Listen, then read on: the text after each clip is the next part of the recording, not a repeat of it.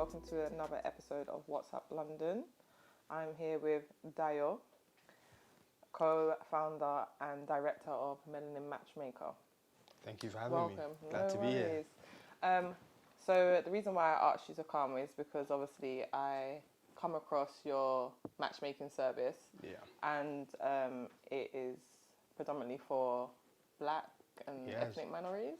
So all African Caribbeans, really. All African and Caribbeans. Yeah. And I found it fascinating because obviously I have been on dating apps before and I never found one in the UK anyway, specifically, that is only for African and Caribbean people. So tell me a bit behind the app and the concept. So basically, the reason why, well, that's the problem, first of all, that there isn't one for African Caribbeans, because there's a lot of communities where there is an app which serves their community. Like there's Jewish dating apps, there's Indian dating apps, there's Christian dating apps. Yeah. So that's one of the inspirations behind me starting it, because I wanted a place where Black people, African Caribbean people could go and meet, a platform where they can meet. I want a platform where they feel celebrated as well, because on a lot of dating apps which you've been on before, like, I'm not going to mention them, but a lot of people feel like they've been fetishized. Yeah. They've suffered from racial discrimination as well. So that's why we started it. We started the matchmaking service in 2019 October, and we started the dating app in 2020 October. Okay. So tell us a little bit about the matchmaking service, because the matchmaking service and the dating app are completely two different things. Yeah. Yeah, a lot of people don't understand the distinction. So basically, matchmaking service is where you come to us and tell us what you're looking for. We find out a little bit about you and we find you matches based on your criteria. Yeah. So there's two plans on the matchmaking service. You've got a free plan and you've got a paid plan. The free plan is you're just on the database and you can get matched with premium members. Right. And the premium plan is where you have a matchmaker. You have a specific matchmaker who looks after you, speaks to you regularly and finds out how your matches are going. They give you advice. So yeah, that's the matchmaking service. Yeah. So we've been going since 2019. We've got 2 engagements so far. Oh wow, okay. 2 engagements so far, and we've got loads of people who've started relationships, which is positive. But it is very difficult to find people. It is very difficult because everyone's quite specific in what they're looking for. They are, and you were saying to me that like the numbers are really low. If, as you said, if I want a tall, like 6 foot plus guy that has a degree, that, you know. Yeah, exactly. I'm limiting myself. A lot of people don't know about the data in England. So in England, there's 2.1% African Caribbean men. Yeah, that's the 2.1% of England's African Caribbean men. Yeah. So when you look at that as a woman, well, there's 2.6% women as well. Right. Okay. So you're outnumbered already. Yeah. So on top of that, you got to think about your type. I know you women have specific types. We do. We do. So you got to think about distance. You know what I mean? Because there's some African Caribbean men in Manchester and Leeds. You're in London. So distance. Then you got to think about finances, all these type of things. Yeah. So when you really think about it, for any one woman, they're probably like 0.5% of the population who are eligible for you. So that's why, for example, that's why we say you should increase your chances. So sign up to a matchmaking service, sign up to a dating app. So this can increase your chance of meeting someone. Yeah, and I feel like obviously, especially because of COVID as well, a lot of people have then started joining matchmaking services because we can't meet people in real life. So. Exactly, you can't meet people in real life. And also, with the way the world's moving now, a lot of it's technology based. I always say, for example, Instagram is the biggest dating app in the world. Instagram? Yeah. Wow. Because everyone meets off Instagram. Everyone likes people off Instagram. There's people in your DMs. I mean, so no one in my DMs, but okay. So I think Instagram is the biggest dating app in the world because there's like you've got like a catalog there. Yeah. As a single person, you can. I know women don't like to shoot a shot in real life, but you can start liking pics. But you can start liking pics though. But on the DMs, you can shoot your shot. Because who's gonna ever know? Exactly. So that's and you can pretend it didn't happen if you don't. And then you can pretend that your friend shot the shot for you. So exactly. So everything's moving technology based now. So So obviously with COVID, that's accelerated people's desire to meet people online, and that's why we've had a lot of people join our dating app. Had people sign up to the matchmaking service before then, but not as much, not as many men. Right. But yeah, I guess men feel a little bit more. I don't know. There's a bit of ego behind men, and they feel like they can do it themselves. So they kind of flock to the dating app. Right. I get it. So we've got a lot more men on the dating app Than women. Than the matchmaking service. Okay. No. Women. The dating app's probably about 60% men, 60% women, 40% men. Okay. So. And do you find that like men, because you're saying like men won't join the matchmaking service because obviously their ego and they think that they have no problems getting females most of the time. Yeah. Do you feel like men's pool in general is wider than a lot of like black women's? Oh, of course. There's no doubt about that. Men have got a massive pool to choose from. Because I personally think, this might sound controversial, but I think there's a lot more great women in the world than great men. Of course. So. Amen to that. So, as a man, there's just so many great women to choose from. And I think that's why a lot of men find it hard to even choose one, or they like to go with many, because there's just so many great women out there. Yeah. So as a woman, it's probably it's more difficult because there's a lot of men who don't want a serious relationship. There's more men who don't want serious relationships. There's more men who may not have as many qualities that you'd want from your partner, like emotional intelligence, all these type of things. Yeah. And then how do you feel like dating's changed? Because obviously you're saying a lot of men don't want to commit. Is that just because dating has changed in general, or do you think it's just because we're living this fast type of culture? Yeah, I think it's because we're living in a fast culture, and I feel like there's a lot more options now. So I know I want a dating app, so I'm kind of facilitating it. But the truth is that a lot of people in general have a lot more options at their disposal. So when you've got a lot of options at your disposal, it's called a paradox of choice. Like, you feel like you think your chances are going to improve, but it makes it more difficult to choose or persist with any one person. Yeah. And also, because of that, we lack resilience in this generation as well. Because if we're dating now, for example, I've got loads of women in my DMs. I'm more likely to, I don't know, get complacent in my relationship if I know there's so many women waiting in my DMs. Yeah, so, waiting. Yeah. Could say so, yeah, no, but that's honestly what they are. They're waiting for, like, a lot of people are waiting for, like, a particular relationship to, like, not prosper, so then they can then have the guy. Exactly. Or they will be that enticing woman that will try to be enticing him with pictures in the DMs or whatever, so your girl don't know about it, but still offering her services to you. Services. Yeah. Time services. And then that obviously is going to make you then stray from obviously your current relationship. And that obviously brings drama to a relationship and all that stuff. Whereas, for example, when I think about the 80s and 90s and early 2000s, that wasn't a possibility. Obviously, it was a lot harder to be distracted from your relationship back then. So, and this is something we're going to have to live with moving forward, because it's going to become more and more. There's more options, and more options are going to present themselves as technology increases. Yeah. You know? And also, you were saying that, like, is there any age issues? So, like, obviously, if you're dating in your 30s, does that, like, bring you lower rates than if you was dating in your 20s? On, like, have you seen that in your, like, app or I feel like service? People in their 30s, there's a higher success rate. Okay. Of people developing into relationships in their 30s. I feel that that's probably because a lot of people are more serious. A lot of people have kind of enjoyed themselves and they want to settle down now. Yeah. And they know what they want as well. Because in your 20s, you don't always know what you want. 100%. Yeah. So we've all been there. So I feel like when you're in your 30s, you know what you want and you're more intentional about it.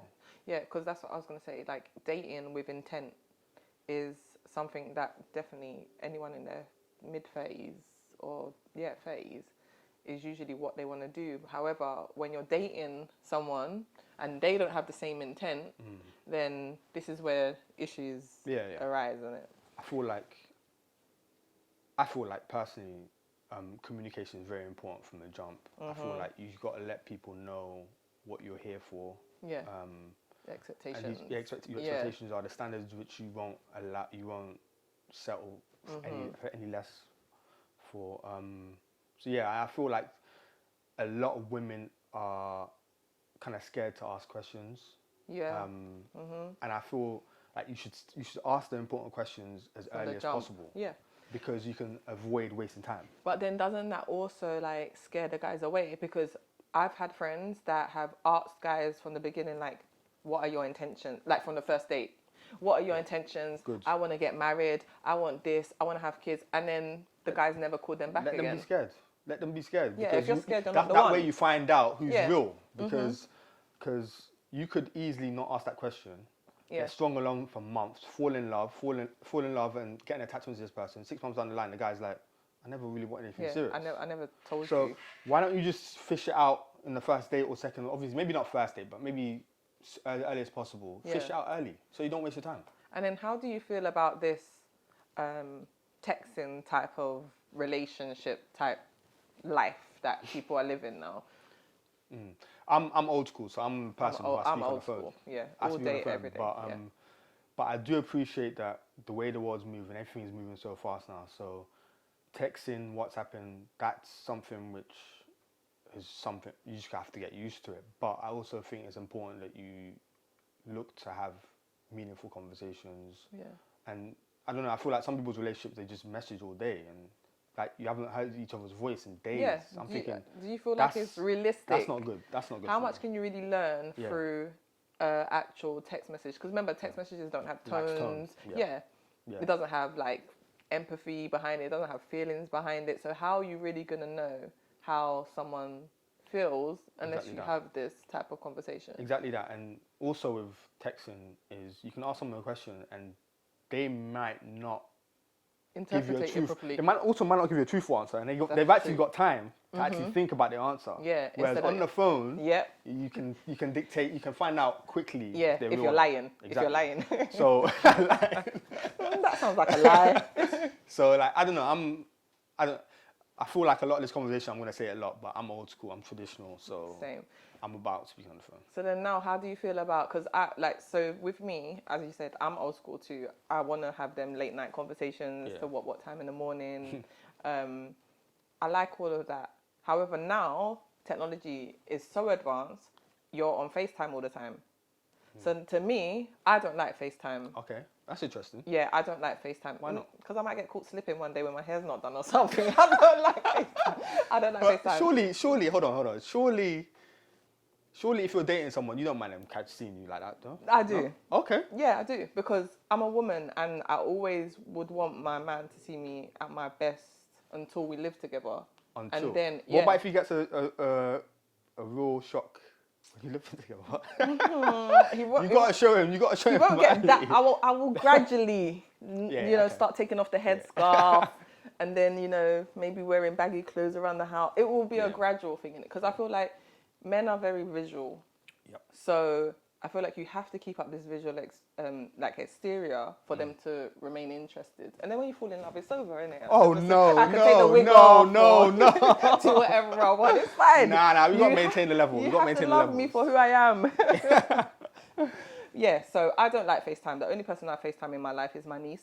Okay. Because obviously she can see me looking crazy and I don't mind because she loves me unconditionally and I love her too. So I just feel like it's a bit intrusive for me personally, because I feel like if you're lying or if you say you are somewhere where you're not, and then someone just wants to FaceTime you, and then I just feel like it's very, and that's not the reason why I'm doing it, because I'm not saying I'm sneaky or not, but I'm just saying I just feel like it's just I just feel like it's just I don't know.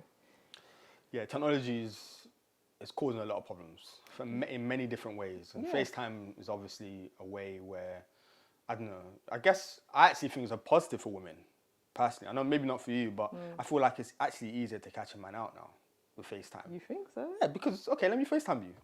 Okay, you say...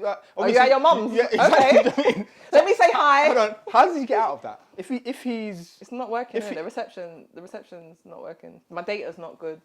There's a million ways. Nah, I don't know. Okay, you won't buy that. So you guys are messaging. You guys message each other. Suddenly his date is not working. The Wi-Fi's gone down. So there you go. That's where you get your truth, your flag.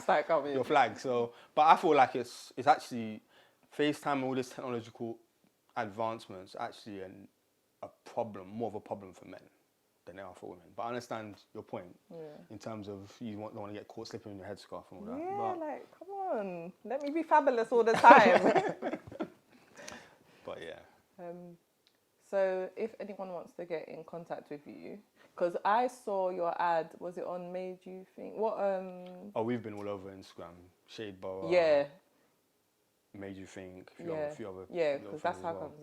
Obviously, how I got in contact with you and stuff. So, if anyone wants to get in contact with you to join the matchmaking service or the app, how do they go about doing it? So, you can find your way to both on our website. So our website is melaninmatchmaker.co.uk. So there you can join the matchmaking service or you can join the dating app. Otherwise, if you just want to join the dating app, you can just go to the App Store or Google Play Store and just type in Melanin Matchmaker and we'll be there. Okay. And download from there. Yeah. And then your Insta handle? Insta is Melanin Matchmaker. Yeah. Just those words. Yeah, we're there. Twitter is Melanin Match MKR. So, yeah. Yeah. And what are your future plans? Where would you want the app to go and the dating service to go? So we launched in Nigeria and Ghana last few weeks. Yes. Which have been really good. Yes. And we had 10,000 people join in one day. Of course. In Nigeria. Yeah. It's incredible. Yeah. So basically, we're just trying to go around the world. Go attack all the countries in Africa, go to Caribbean, go to America. We want to be the biggest black dating service in the world. Okay, yeah, I love that. We feel like we're on our way there. So yeah, just trying to spread love and bring people together. Yeah.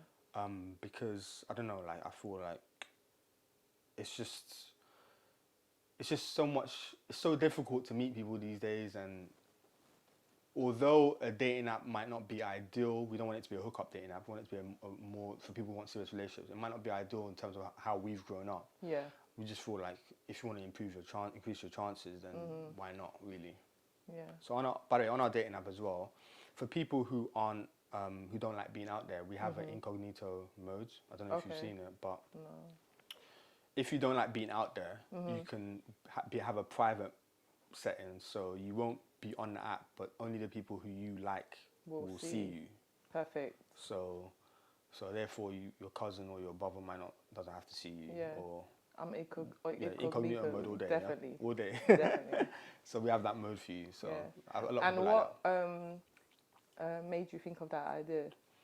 Because I know there's a stigma in the community, especially our community. In the black community, yeah. I feel like in other communities they're free of it, but in the black community we tend to be a little bit more private about how we try and do our dating. So a lot of feedback we were getting, some people didn't want to be out there.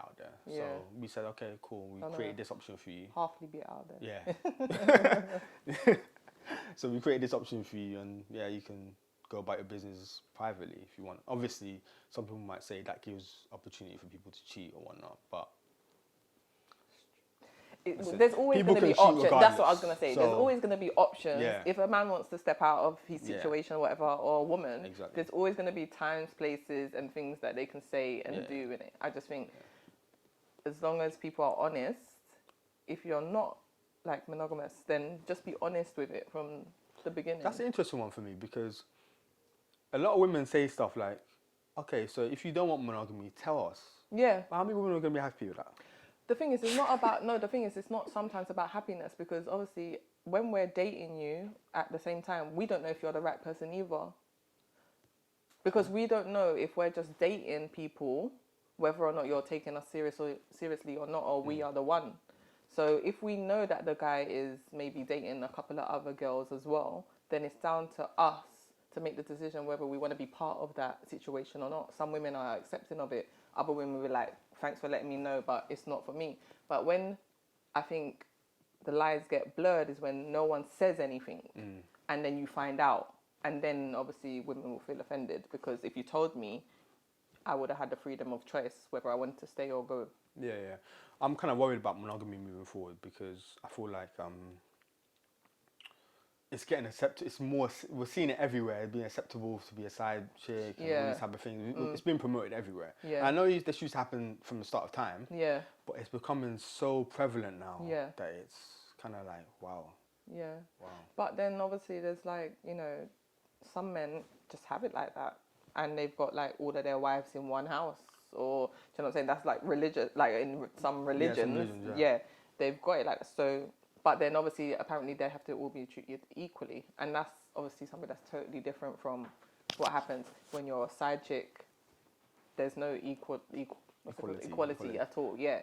I don't know how them guys do it with them women in the house, you know. One woman's hard enough, to be honest with you. No disrespect. No disrespect. But one woman, it's hard enough. To have 5? Yeah. How are you doing all that? But then it goes back to like what people say, like not just one person can give you everything. So it's the 80-20 rule, innit? So if your wife is giving you 80 and then your second wife is giving you the 20, you're a full man. True, you shouldn't say that too loud, but yeah, I'm not gonna say that. No, but I'm just saying you're happy, innit? You're happy in every avenue. Yeah, I feel like on that note as well, I feel like right now in the age we're living in right now, it's the most difficult it's been to be satisfied in a relationship because if you go throughout history, there's been relationships which has been based on class, just keeping it in the class. There's been relationships which have been based on just having children, on tribes, on all these type of things, on someone who can look after you. Yeah. Now we want our partner to be our intellectual partner, someone who's spiritually aligned, someone who can satisfy you sexually.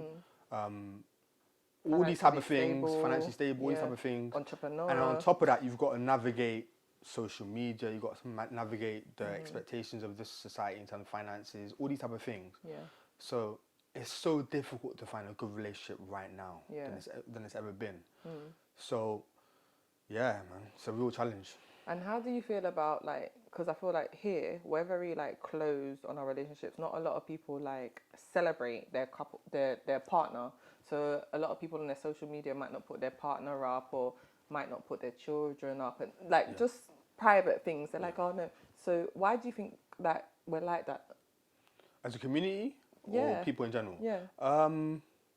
Some people, obviously you can have some people who have got ulterior motives. Yeah. I'm going to get that out of the way. I don't know, I feel like I'm not really on social media. Okay. So I'm very private. And it's not for those ulterior motives either. I just feel like I don't like myself being out there. Because you got to remember, whatever you put on the internet, it's there forever. Yeah. You remember? And even if you think you've deleted it, someone might have screen grabbed it, all these type of things. Yeah. So I don't want my children out there. Yeah. I don't even want myself out there like that. So I feel like that's something which is synonymous with the black community. We're very cautious about being out there. I know that obviously some people are out there, but we're kind of a little bit more cautious. Yeah. Because to me, I'm like, you better put me out there. Okay.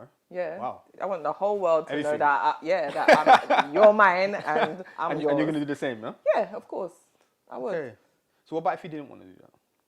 If he didn't, I'll have to respect like his wishes, I guess, if I want to be with him still. But he might get kicked to the curb because he don't want to celebrate me like that. So what if he's doing everything to celebrate you behind? That's the most important thing. Yeah. No, I'm joking.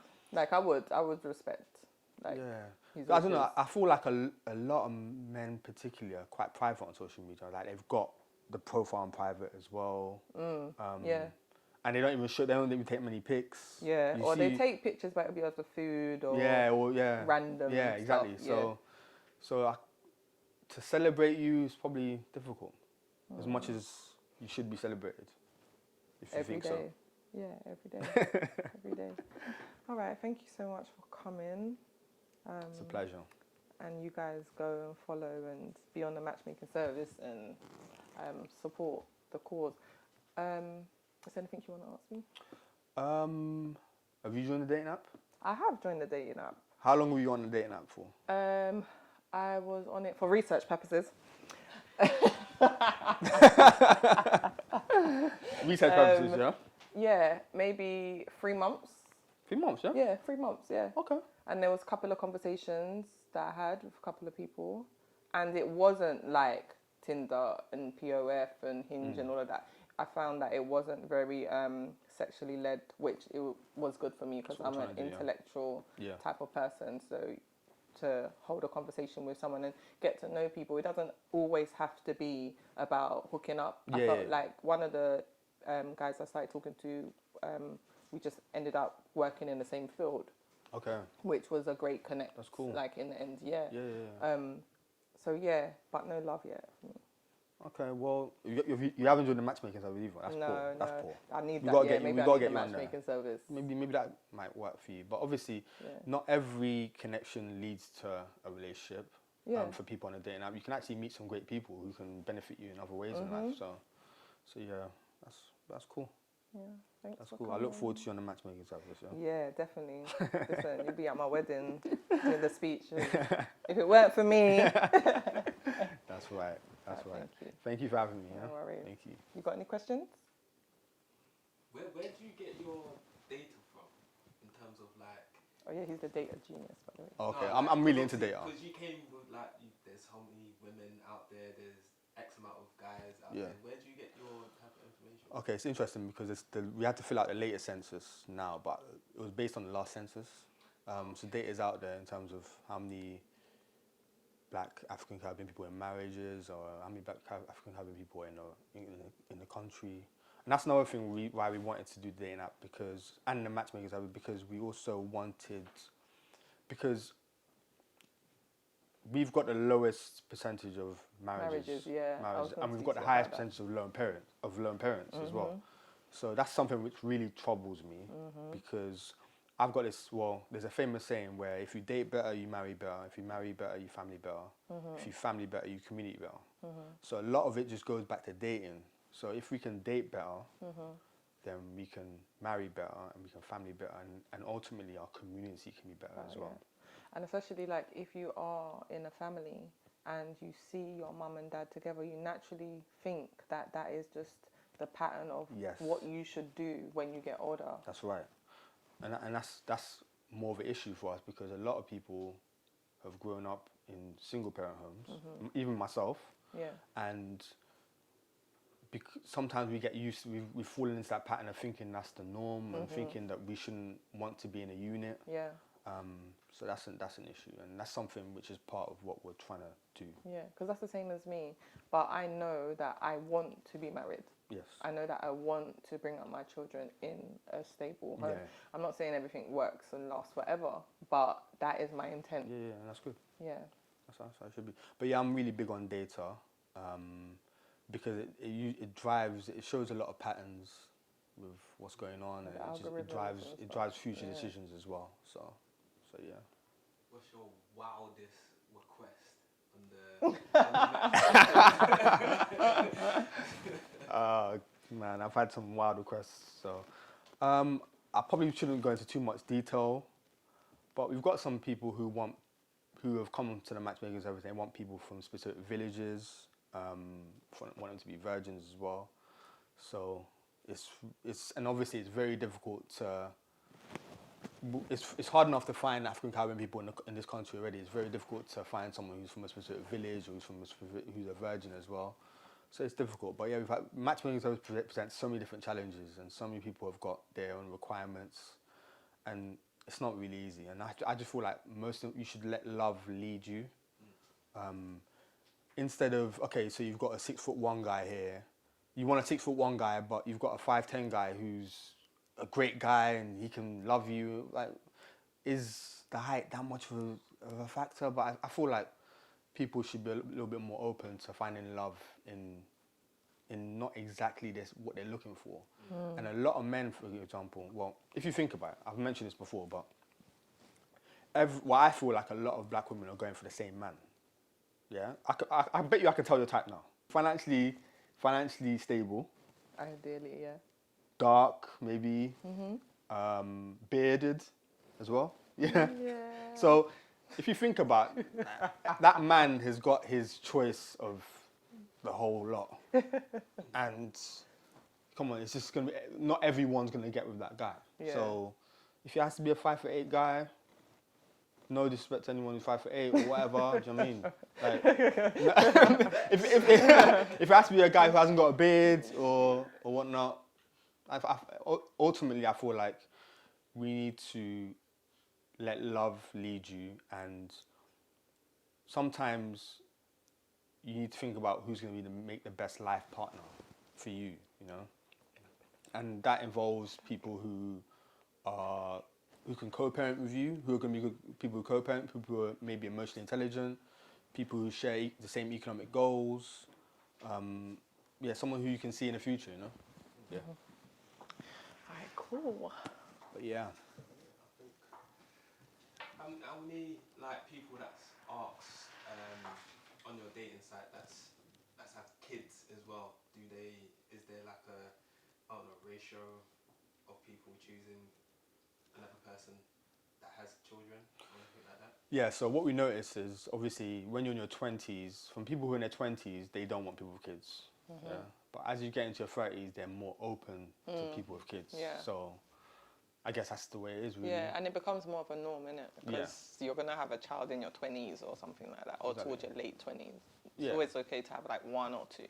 Yeah, but ideally I think a lot of people, if you haven't got children, you don't want a partner with children. That's your ideal. Yeah. I'm sure that's your ideal as well, That's right? my ideal, yeah. But obviously, as you grow older, you become more flexible. Yeah, like one, maybe more two. open. Yeah. Yeah. Yeah. So, I just don't want two baby mothers.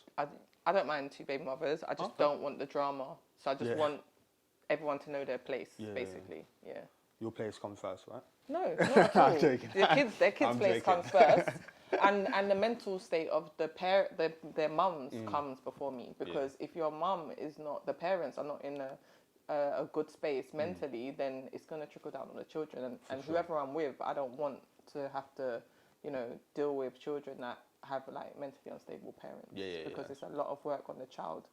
And I've seen it quite a lot where the child ends up feeling like they have to parent their mum because they're not in the right mental state. So for sure. For sure. It's difficult, isn't it? I mean, if you was to get with someone, they've already been with someone that's got either two kids, they could have had like a real bad breakup. Exactly. And then from there, it's spiraled. And then now your relationship just doesn't continue. Yeah. It's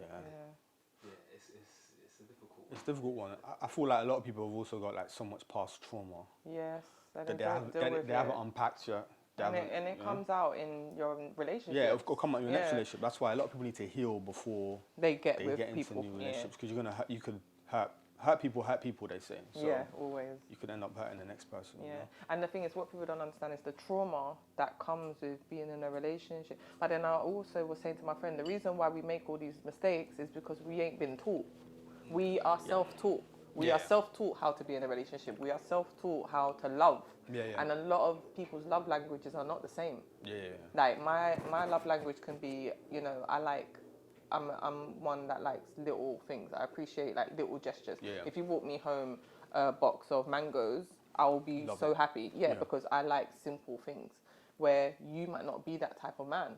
So then how are we going to be able to like show that we love each other if we don't even know what our own love language is? That's very true. I feel like this is a part of communication again. So you need to find out what makes your partner tick early on, triggers, and adapt to that. So if I'm seeing you, for example, I should kind of know what your love languages are, and I should love you in your love language, not in how I like to be loved. And you should do the same as well. But people don't want to try. I feel like they don't put in the effort to really understand who they're with to the core. Very, very important.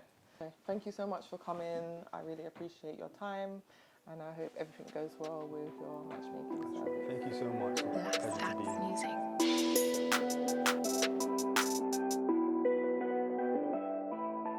be here.